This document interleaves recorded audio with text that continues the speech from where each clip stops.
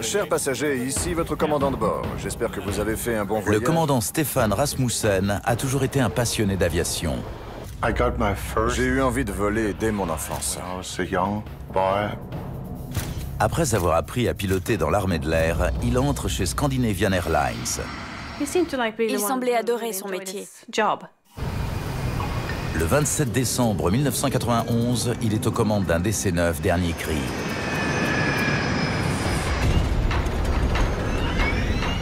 Il va devoir faire appel à toutes ses qualités pour éviter le pire après l'arrêt de ses deux moteurs et la chute de son avion. C'était un cauchemar. Stockholm, Scandinavian 751, nous allons nous écraser. La cause de l'accident le plus déroutant jamais survenu en Suède était insoupçonnable pour les enquêteurs. Leurs conclusions vont mener la relation qui a toujours lié Rasmussen aux avions jusqu'au point de rupture. Je sentais vraiment que je n'avais plus confiance en l'avion.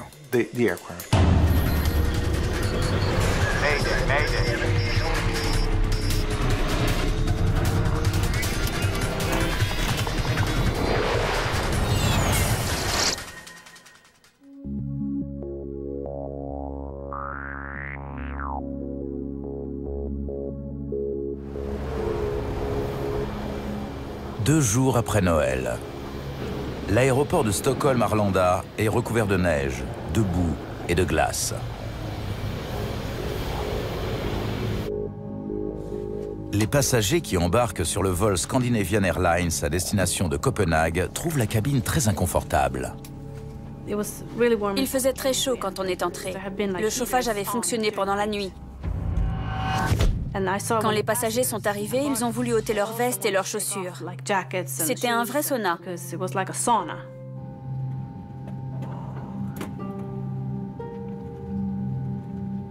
Vous pouvez baisser le chauffage?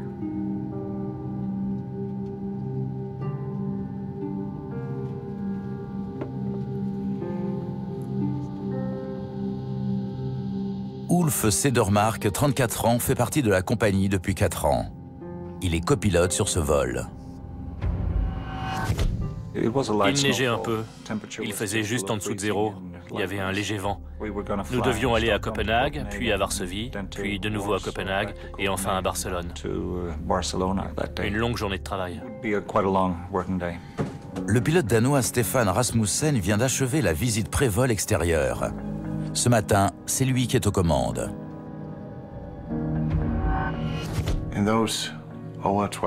Pendant ces 12 ou 13 heures où j'étais assis dans l'avion, j'ai toujours eu l'impression de le porter sur mes épaules, comme un sac à dos. Et à chaque décollage, nous ne faisions plus qu'un. L'appareil que Rasmussen endosse aujourd'hui est un DC-9 tout récent, facilement reconnaissable à ses deux moteurs arrière. Maintenant, tout le monde sait que cette porte reste ouverte. Oui. Même avant les menaces terroristes, la porte du cockpit était rarement ouverte en vol. Cette habitude est l'une des nombreuses raisons pour lesquelles Rasmussen est si apprécié de l'équipage et des passagers. J'ai toujours laissé cette porte ouverte, car j'ai constaté que si les gens voyaient une présence humaine dans le cockpit, ils étaient en confiance. Je trouvais ça agréable. On a plus de contact qu'avec la porte fermée. Le vol est retardé par la neige, mais Stefan Rasmussen ne compte pas sacrifier la sécurité. Où en est le dégivrage? Les ailes ne sont pas terminées. Il faut encore faire le dessus.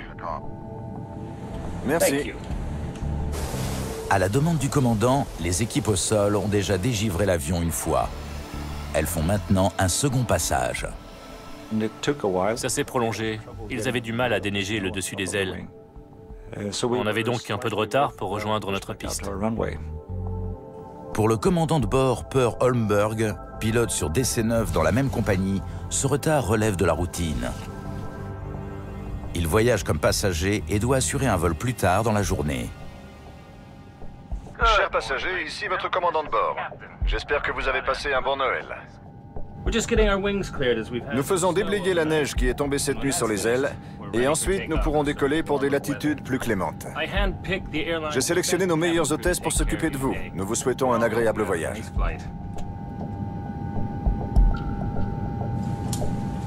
Le vol Scandinavian Airlines 751 est finalement autorisé à avancer. L'équipage doit éviter des amas de neige en roulant vers la piste.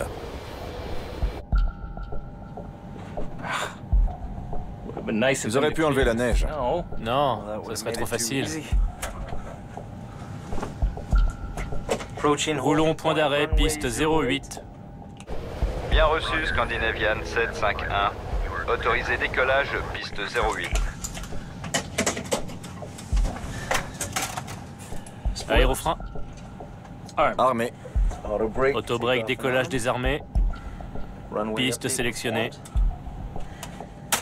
Checklist terminée. Puissance réglée.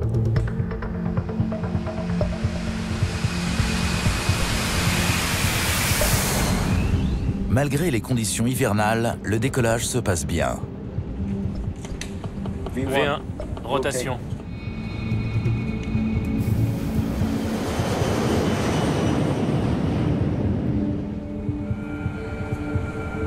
Train rentré.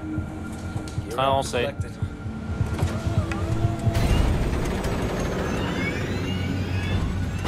Quand Ulf a tendu le bras, j'ai entendu un bruit inhabituel. 22 secondes après le décollage, alors que l'avion est en pleine ascension, un problème survient. Quand on entend que c'est différent, on est méfiant. Il y avait un vrombissement assourdissant dans l'avion, presque comme une explosion.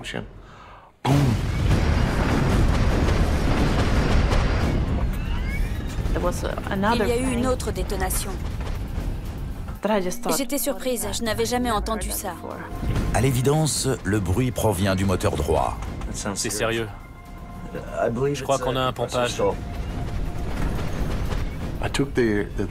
J'ai légèrement réduit les gaz du côté droit. Et ce qui était très étrange, c'est que dans le même temps, le régime du moteur a augmenté. C'est comme si vous tourniez le volant de votre voiture à gauche et qu'elle tournait à droite. Ça vous déboussole.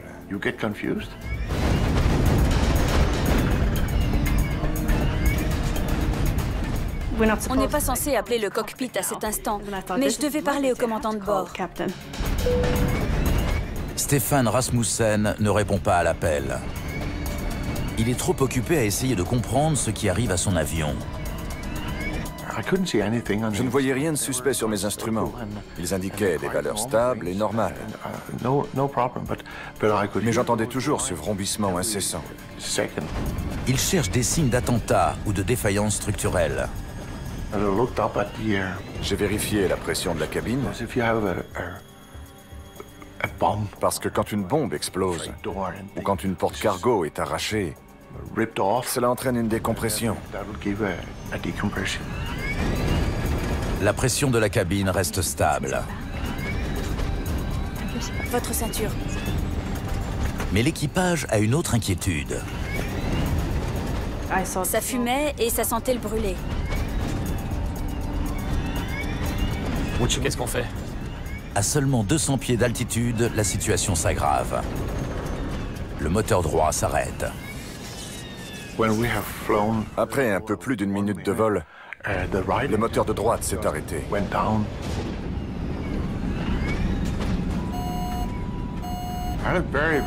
Pendant un très court instant, je me suis dit que c'était un cauchemar et que je rêvais. J'étais perplexe, très troublé. 2 secondes plus tard, le moteur gauche s'arrête aussi. L'avion n'a plus de puissance. Les deux moteurs ont lâché l'un après l'autre. Je me suis dit, c'est impossible, ce n'est pas vrai. Moins d'1 minute et demie après son décollage, le DC-9 commence à chuter.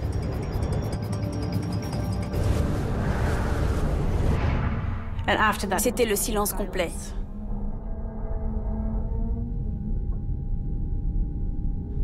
Je crois que ça a été le pire moment pour moi. On volait sans un bruit, comme un oiseau qui traverse le ciel. Ensuite, j'ai eu peur.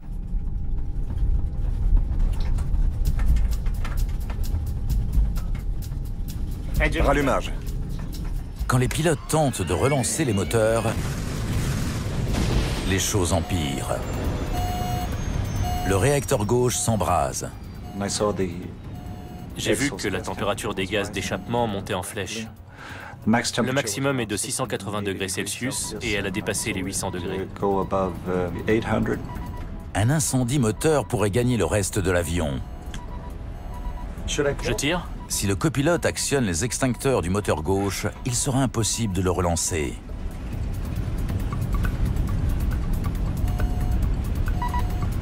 Il tire tout de même sur la poignée.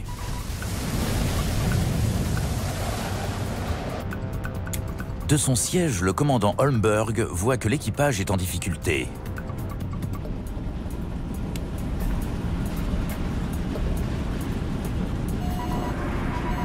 Le vol 751 a maintenant un taux de descente de 1200 pieds minute.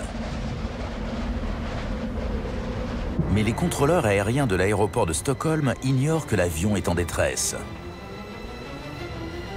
Arlanda, Stockholm Scandinavian 751. Bonjour SK 751, montez au niveau de vol 180. Nous avons des problèmes de moteur. Nous devons revenir et nous poser à Arlanda. 751, bien reçu. Tournez à droite au cap. La radio s'éteint brusquement, suite à la panne des moteurs. Seul le réacteur droit fournit encore de la puissance, mais il tourne trop lentement pour alimenter les instruments en électricité. Sans moteur, plus de poussée. La seule énergie qu'on ait, c'est l'altitude. Le temps presse. Les pilotes du DC-9 doivent trouver un moyen de relancer le moteur droit, sans quoi l'avion s'écrasera en pleine campagne.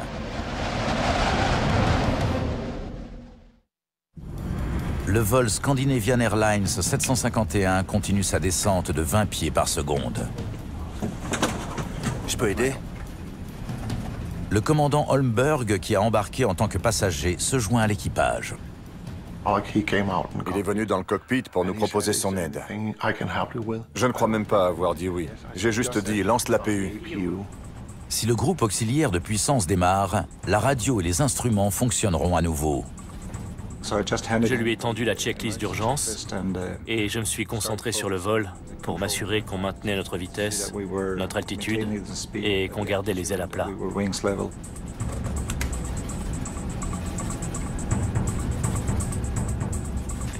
Il a pu démarrer le groupe auxiliaire de puissance et mes instruments se sont rallumés. Mais le tableau de bord du commandant Rasmussen reste éteint. Stéphane a réussi à piloter l'avion à l'instinct. La lumière se rallume aussi en cabine. Mais c'est une maigre consolation pour les passagers qui se savent maintenant en danger de mort. Le contrôle aérien de Stockholm demande aux pilotes de revenir à l'aéroport. Scandinavian 751, pouvez-vous tourner à droite au cap 090. Guidage radar pour 0-1. Mais l'avion n'est plus qu'à 1600 pieds du sol. Et les efforts du copilote pour le ressusciter restent sans effet. Bien reçu. Nous maintenons notre cap et nous essayons de redémarrer les moteurs. Rebrousser chemin pour revenir à Stockholm pourrait s'avérer catastrophique. Je sentais que si je faisais demi-tour, on décrocherait. Un demi-tour fait perdre beaucoup d'énergie. Le plus sûr, c'est de voler tout droit avec les ailes à plat. Ça économise l'énergie liée à l'altitude et ça permet de maintenir la vitesse. Maintenez 2000 pieds. Nous ne pouvons pas maintenir 2000 pieds. Nous sommes actuellement à 1600 pieds et nous sommes en descente. Peur Holmberg veut que le commandant Rasmussen trouve un terrain où atterrir. Regarde, droit devant.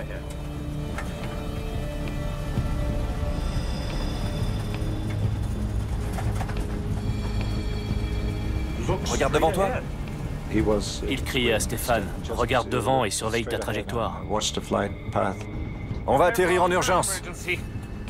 Atterrissage d'urgence! Baissez-vous! Baissez-vous! Baissez-vous! Je ne sais pas combien de fois on a répété « baissez-vous ». Attachez vos ceintures. Pendant que les passagers s'attachent, Rasmussen se demande où atterrir. Regarde devant toi.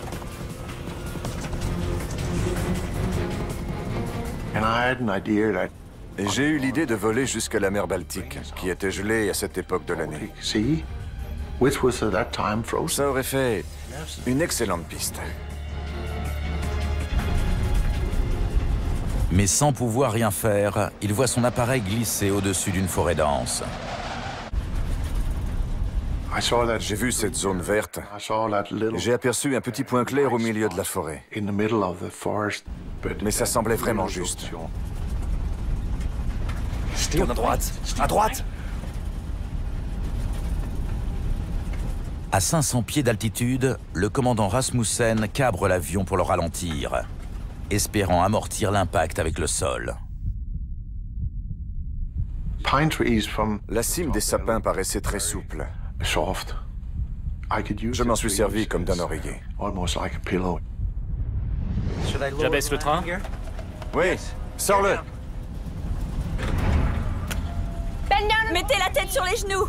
Je me suis préparée au choc. Un atterrissage d'urgence sans moteur, je savais que ce serait violent. Stockholm, Scandinavian 751, nous allons nous écraser. Je n'ai pas eu peur tout de suite, mais quand on a touché les arbres, j'ai su qu'on n'y arriverait pas. Je n'ai pas pensé « je vais mourir ». Je le savais, j'ai même prié.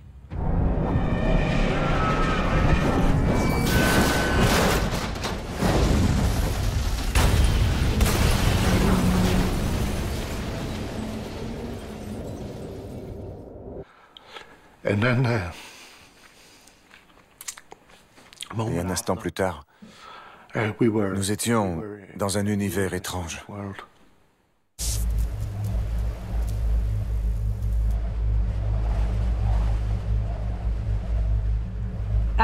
Après l'arrêt complet, j'ai senti l'odeur du kérosène. Je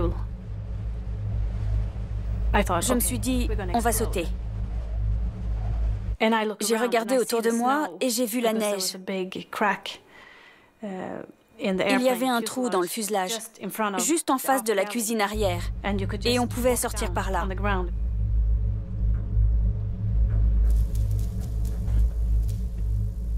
Tout était calme. Je me suis réveillé. Ça a peut-être duré une fraction de seconde. J'ai eu peur d'avoir une fracture de la colonne vertébrale et de ne plus pouvoir marcher. J'ai bougé mes orteils et mes pieds pour voir si je les contrôlais. J'avais mal à la main, elle était fracturée, et je saignais abondamment du front. J'essayais d'essuyer le sang qui coulait sur mes yeux. Et Stéphane m'a dit, il faut sortir.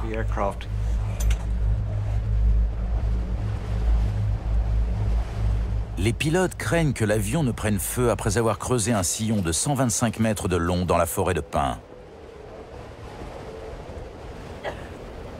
Des dizaines de passagers sortent par les brèches dans le fuselage. Mais le commandant Per Holmberg est inconscient.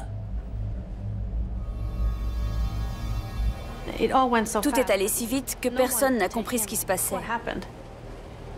Alors je suis restée avec un groupe de passagers. Mais j'ai eu l'impression que les secours étaient longs à venir. Les secours arrivent. Heureusement, aucun feu ne se déclare. Mais beaucoup de passagers ont ôté leurs vêtements d'hiver en entrant dans la cabine surchauffée. Et il commence à être transit froid. La plupart étaient en chemise ou en t-shirt. Ils portaient des vêtements très légers. Certains n'avaient pas de chaussures. Ils sont en danger d'hypothermie. Alors, j'ai pris soin d'eux. Je l'ai peut-être aussi fait pour moi. J'avais besoin de chaleur humaine. C'était réconfortant de réconforter les autres.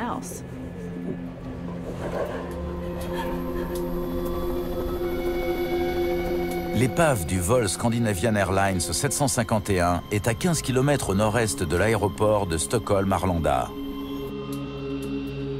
Le fuselage s'est brisé en 3 parties. Compte tenu du chaos qui a suivi le crash, personne ne connaît le nombre de morts.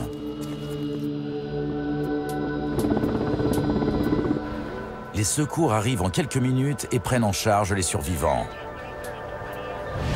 Ils extraient du cockpit le commandant Per Holmberg, qui est inconscient.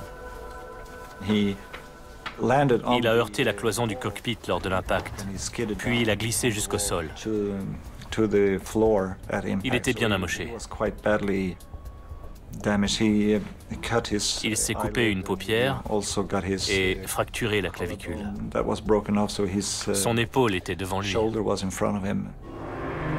Parmi les 92 passagers blessés, seuls 8 sont considérés comme des cas sérieux. Après un rapide décompte, l'équipage constate avec stupéfaction que pas une seule des 129 personnes présentes à bord du vol 751 n'a été tuée dans l'accident. Tout le monde a survécu. C'était un choc. C'était fantastique. J'étais le plus heureux des hommes. On était tous en vie. C'était un moment intense. Les journalistes rapportent au monde entier cette histoire incroyable. Pendant que le bureau suédois d'enquête sur les accidents, le SAIB, prend l'affaire en main. Scandinavian Airlines dépêche sa propre équipe d'enquêteurs, dirigée par Tore Hultgrün.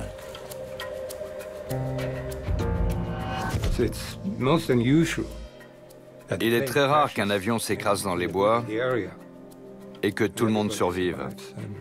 Je n'avais jamais entendu ça. La police bloquait l'accès au site du crash, dans un rayon d'une centaine de mètres autour de l'épave. L'appareil était entier, rien n'avait brûlé. Il y avait plein d'indices exploitables. Henrik Elinder du SAIB est chargé d'analyser ces indices. Nous avons commencé à documenter le site de l'accident en photographiant la trajectoire de l'approche finale à travers les bois, ainsi que les débris qui étaient dispersés un peu partout. Les 2 boîtes noires qui enregistrent les conversations dans le cockpit et les paramètres de vol sont retrouvées tout de suite.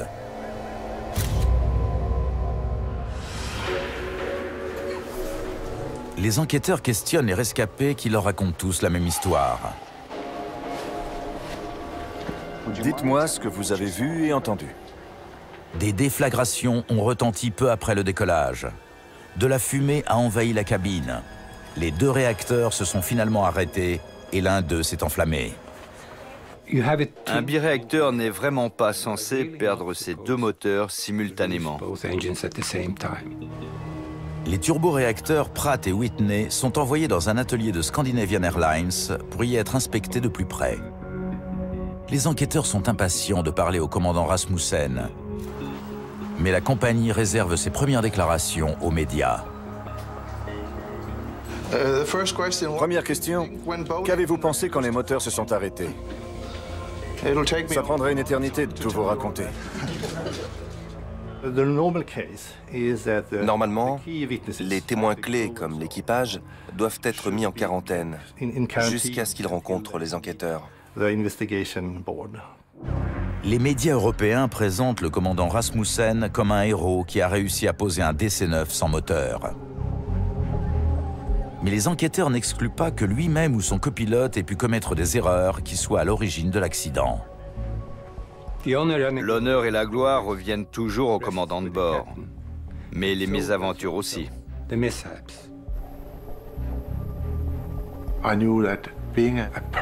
Je savais qu'une fois sous le feu des projecteurs médiatiques, la situation serait différente. Et je me suis dit, tu n'as plus qu'à leur raconter toute l'histoire et à prier pour qu'ils découvrent ce qui s'est passé.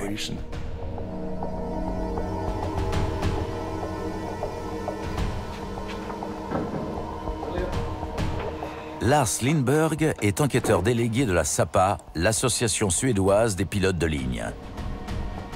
Il cherche sur l'épave des signes de défauts mécaniques ou structurels. Sachant que les deux moteurs s'étaient arrêtés, nous nous sommes demandé ce qui s'était passé avant pour qu'un tel incident se produise. La première fois que j'ai vu les moteurs dans l'atelier, j'ai été surpris. C'est tout ce qu'il y a? De nombreuses pièces avaient disparu. Nous n'avions jamais vu un réacteur auquel il en manquait autant. Pour reconstituer le fil des événements, les enquêteurs doivent retrouver les pièces manquantes, qui sont maintenant éparpillées dans la forêt et les champs enneigés.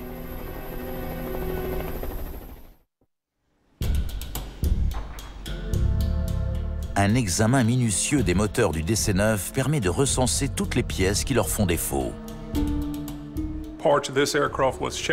Les deux moteurs avaient perdu des pièces. Il fallait donc amasser un maximum d'éléments, chercher l'origine de l'accident et déterminer comment tout s'était enchaîné.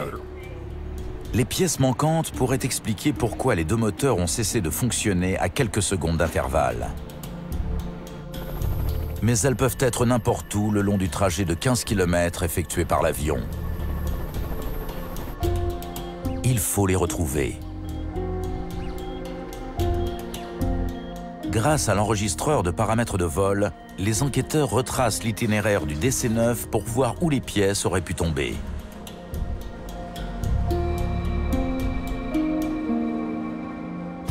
En fouillant les champs enneigés survolés par l'appareil, l'équipe de recherche retrouve 500 fragments.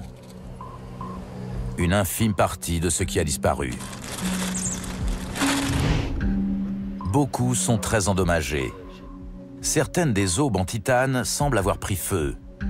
Le titane s'est enflammé dans les deux réacteurs. Et c'est exceptionnel. Il faut une température et une pression extrêmement élevées pour qu'une aube en titane prenne feu. Les enquêteurs continuent à chercher la cause de la panne. La conduite de carburant du moteur gauche est bosselée.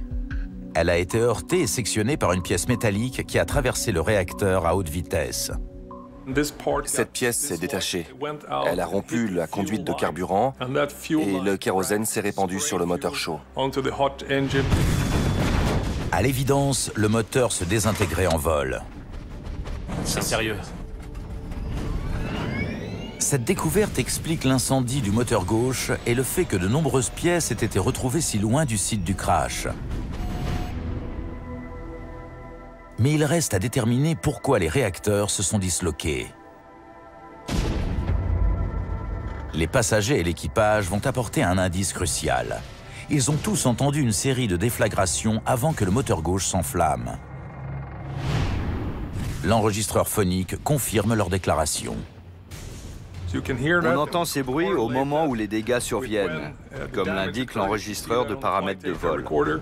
Ces détonations bien connues des enquêteurs ne laissent plus de place au doute.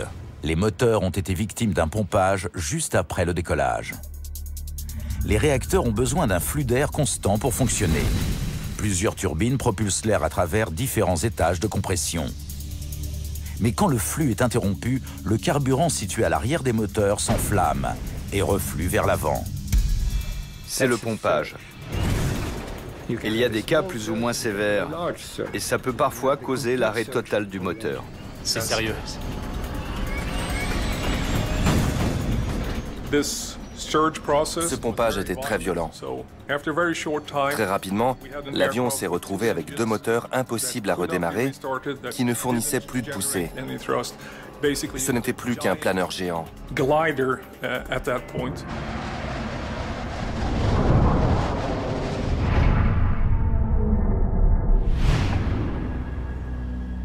Un examen approfondi des aubes des turbines avant explique le pompage. Elles sont tordues. Cette déformation les a empêchées d'acheminer l'air efficacement vers l'arrière des réacteurs. C'est cette torsion des aubes qui a tout déclenché. Le flux d'air a été perturbé. La turbine s'est mise à pomper en entraînant une série de dysfonctionnements. Le pompage du compresseur, puis la suite d'événements qui a mené à l'arrêt des 2 moteurs. Mais qu'est-ce qui a tordu les aubes? Il y a un moyen de le savoir. À l'aspect des dégâts, on peut voir si c'est dû à un caillou, à une pièce de caoutchouc ou à un fragment de glace. La glace laisse des marques très singulières, des petites bosselures. L'analyse des dégâts subis par les aubes démontre qu'elles ont été percutées par de la glace.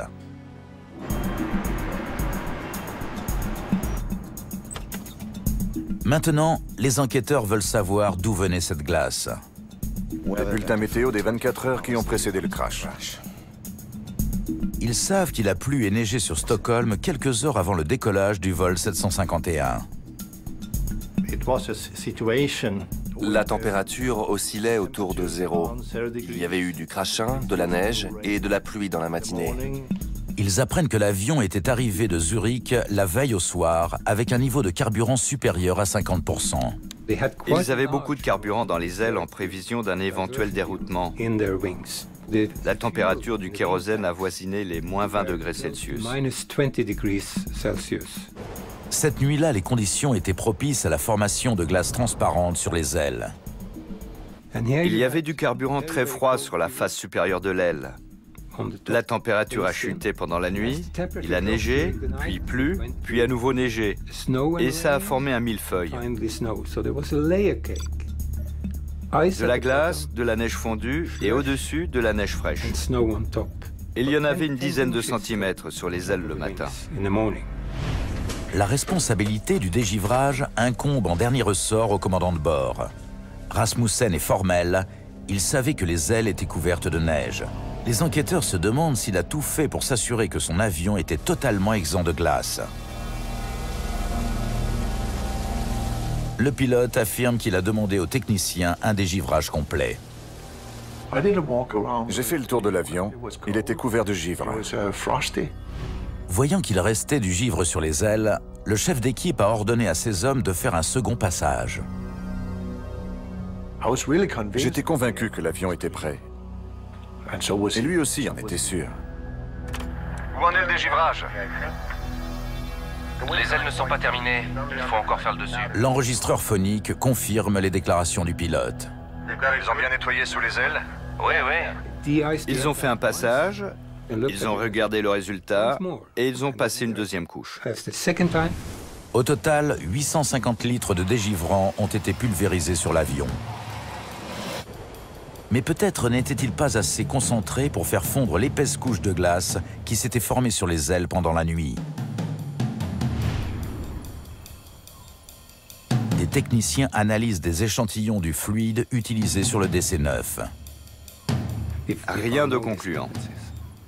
Les liquides employés étaient tout à fait normaux. Mais en interrogeant l'équipe de maintenance qui a travaillé sur l'avion, les enquêteurs se demandent si les opérateurs de dégivrage ont été assez consciencieux. L'équipe au sol affirme qu'après son passage, les ailes semblaient impeccables. Mais les apparences étaient trompeuses. Ça semblait parfait, parce que la glace transparente qui se trouvait sur les ailes était invisible. Un technicien avait inspecté l'avant de l'aile sans voir de glace. Il ne pouvait pas savoir qu'il y en avait un peu plus loin, hors de sa portée. Le règlement ne prévoyait pas d'escalier pour monter sur l'aile depuis la plateforme de dégivrage. La surface paraissait lisse et brillante, mais il restait quelques centimètres de glace sur l'aile au moment du décollage. Dès que l'avion prend son envol, les problèmes commencent. Sur le DC-9, les moteurs se trouvent derrière les ailes. Quand le train avant a quitté le sol, les ailes se sont courbées pour supporter le poids de l'avion. La glace s'est brisée et elle a été aspirée par les réacteurs. L'impact endommage les aubes des premières turbines et finit par provoquer un pompage des moteurs. Personne ne pensait que ça puisse arriver. Et pourtant. Quand de la glace se détache des ailes, cela ne pose pas de problème à la plupart des avions. Mais en raison de leur disposition, les moteurs du DC-9 sont plus vulnérables aux projections. Cependant, les réacteurs Pratt et Whitney de l'appareil accidenté ont été conçus pour résister aux ingestions de glace. La cause de la catastrophe est donc ailleurs. Les enquêteurs savent qu'une mauvaise réaction d'un pilote peut aggraver le pompage. Ils épluchent les paramètres de vol pour voir comment l'équipage a réagi à l'urgence. La première chose à faire quand on diagnostique un pompage, c'est de réduire les gaz. Le commandant Rasmussen affirme l'avoir fait. Il faut tirer la poignée en arrière pour équilibrer l'arrivée d'air et l'arrivée de carburant. Et c'est exactement ce que j'ai fait. Mais l'enregistreur de paramètres de vol le contredit. Pourquoi la puissance augmente? Il indique clairement que peu après le pompage, la poussée a été réduite. Mais quelques secondes plus tard, elle a augmenté au-delà de la puissance maximale. Ça ne collait pas parce que le régime moteur est monté à 110%. Et la poignée des gaz a changé de position. La seule chose qui puisse la faire bouger, c'est la main du pilote. Si Rasmussen n'a pas poussé la poignée vers l'avant, quelque chose l'a fait à sa place. Cela expliquerait sa confusion quand les moteurs ont commencé à pomper. Pour un pilote qui a suivi un entraînement et effectué des exercices d'urgence en simulateur, quand un système se comporte de manière inattendue, c'est très déroutant. Malgré leurs efforts obstinés, les enquêteurs ne parviennent pas à expliquer cette augmentation de poussée. Ce qui était frustrant, c'était de ne pas savoir pourquoi le système avait réagi comme ça. Mais presque 2 mois après l'accident, le constructeur de l'appareil apporte la réponse. Le coupable s'appelle rétablissement automatique de poussée. C'est nouveau. Ça augmente automatiquement la poussée pendant l'ascension. Les autorités suédoises apprennent que ce système, appelé ATR, est un dispositif de sécurité qui équipe depuis peu la flotte de Scandinavian Airlines. Il a été créé car la FAA avait découvert que certains pilotes réduisaient considérablement les gaz au décollage et à l'atterrissage pour limiter le bruit au-dessus des zones d'habitation. L'ATR était conçu pour les empêcher de réduire la puissance au point de mettre l'avion en danger. Dès qu'il a ralenti, le système s'est enclenché. Les enquêteurs apprennent qu'au moment où Rasmussen a réduit les gaz pour éliminer le pompage, le système a jugé que la poussée était dangereusement faible et il a repoussé la poignée vers l'avant. L'augmentation de poussée a aggravé le pompage jusqu'à la destruction des moteurs. L'enquête conclut que les pilotes avaient pris les mesures adéquates pour supprimer le pompage et éviter la catastrophe. Mais le code informatique de l'ATR a réduit leurs efforts à néant.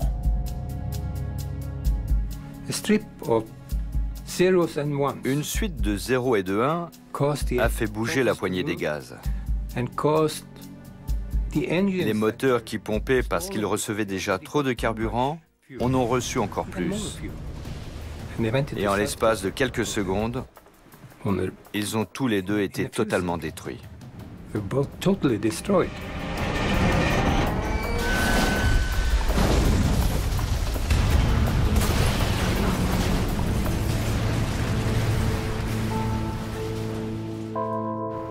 Le système était si récent chez Scandinavian Airlines que personne n'en avait entendu parler. C'était déroutant pour tout le monde, car nous n'avions aucune information sur ce système et la compagnie ignorait que ces avions en étaient dotés. Nous ne l'avions pas acheté. On nous l'a glissé en même temps qu'un autre système. Ignorant l'existence de l'ATR, Stefan Rasmussen ne savait pas que la seule façon de sauver son avion était de couper les moteurs. Quand il apprend que c'est le rétablissement automatique de poussée qui a causé l'accident, il éprouve à la fois du soulagement et de l'angoisse. Il est prouvé qu'il n'a commis aucune erreur. Quand j'ai eu ce message, ça a été une vraie libération. C'était comme gagner à la loterie. J'étais si heureux de pouvoir enfin expliquer pourquoi j'étais en proie à une telle confusion. Mais le pilote perd confiance dans la fiabilité de ses instruments et cela met fin à sa passion et à sa carrière. Le 20 octobre 1993, le bureau suédois d'enquête sur les accidents publie son rapport sur le crash du vol 751. Il indique que les gestes du commandant Rasmussen et du copilote Cedermark ont contribué à éviter le pire. Et bien que les enquêteurs aient d'abord critiqué la décision du commandant Holmberg d'entrer dans le cockpit, ils jugent finalement son aide salutaire. Ces hommes ont piloté leur avion jusqu'à son arrêt total au sol. Ils n'ont jamais abandonné. Ils n'ont rien lâché. Les enquêteurs jugent que le principal responsable est Scandinavian Airlines, dont les procédures de détection de la glace transparente étaient inadéquates.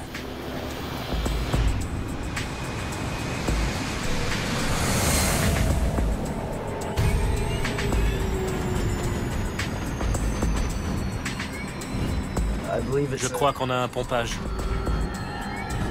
Le rapport condamne aussi le fait que les pilotes ignoraient l'existence du rétablissement automatique de poussée et sa réaction en cas de pompage. S'il n'y avait pas eu d'ATR pour repousser la poignée vers l'avant, l'accident n'aurait pas eu lieu. C'est un peu étrange qu'on n'ait pas eu toute la documentation qui nous aurait permis de savoir à quoi nous attendre dans ce cas de figure. Suite à l'accident, Scandinavian Airlines a commencé à former ses pilotes à l'utilisation du système ATR. Des mesures ont aussi été prises pour s'assurer de l'absence de glace transparente au décollage. Nous avons changé toutes les procédures, fourni des escaliers aux techniciens et ajouté au règlement l'obligation de monter sur l'aile et de la toucher de la main pour vérifier qu'elle est dégivrée.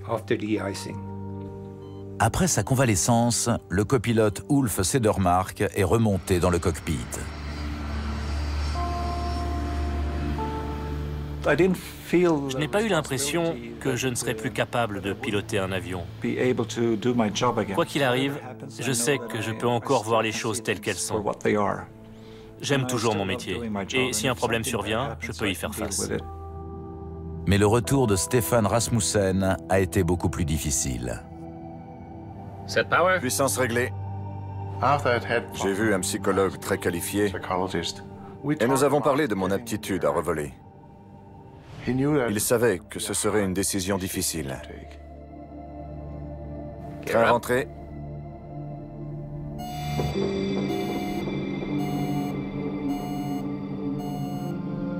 Feu moteur.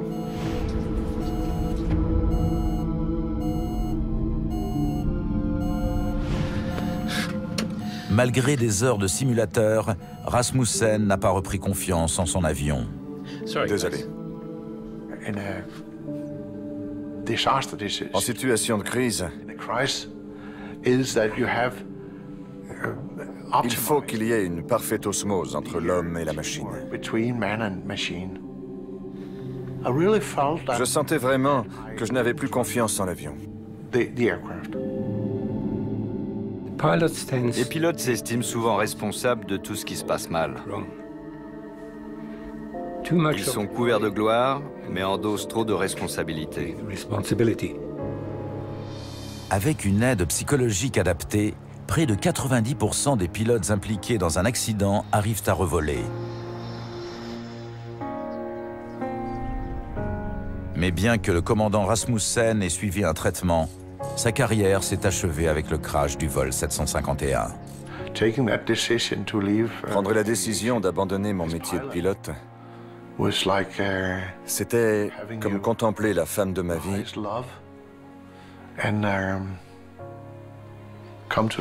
et parvenir à la conclusion que je devais la tuer.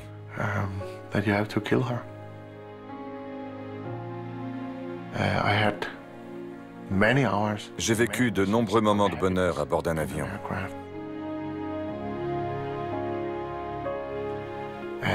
J'aimais mes passagers et mon avion. Alors j'ai dit, c'est fini.